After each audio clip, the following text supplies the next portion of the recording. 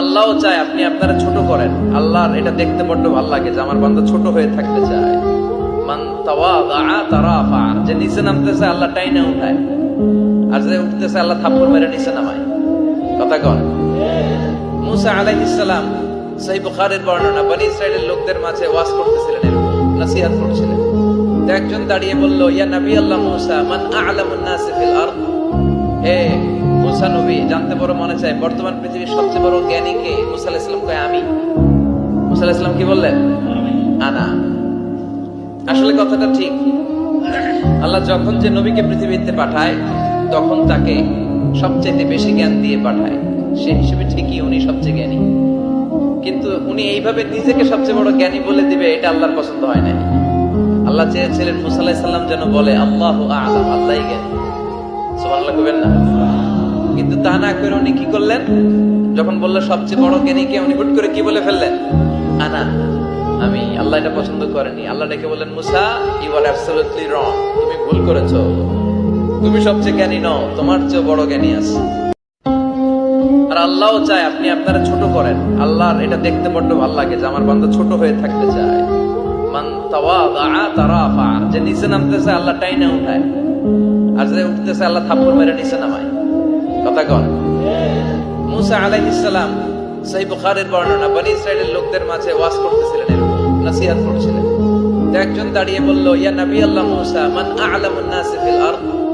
হে মুসা নবী, জানতে বড় মনে চায় বর্তমান পৃথিবীর সবচেয়ে বড় জ্ঞানী কে? মুসা আলাইহিস সালাম কয় আমি। মুসা আলাইহিস সালাম কি বললেন? আনা। আসলে কথাটা ঠিক। আল্লাহ যখন যে নবীকে পৃথিবীতে পাঠায় তখন তাকে সবচেয়ে বেশি জ্ঞান দিয়ে পাঠায়, সেই হিসেবে ঠিকই উনি সবচেয়ে জ্ঞানী। কিন্তু উনি এইভাবে নিজেকে সবচেয়ে বড় জ্ঞানী বলে দিবে, এটা আল্লাহর পছন্দ হয় না। আল্লাহ চেয়েছিলেন মুসা আলাইহিস সালাম যেন বলে আল্লাহু আ'লাম, আল্লাহই জ্ঞানী। সুবহানাল্লাহ কইবেন না? কিন্তু তা না করে উনি কি করলেন? যখন বলল সবচেয়ে বড় জ্ঞানী কে, উনি হুট করে কি বলে ফেললেন? আনা, আমি। আল্লাহ এটা পছন্দ করেনি। আল্লাহ ডেকে বললেন, মুসা, ইউ আর অ্যাবসলিউটলি রং, তুমি ভুল করেছো। তুমি সবচেয়ে জ্ঞানী নও, তোমার চেয়ে বড় জ্ঞানী আছে।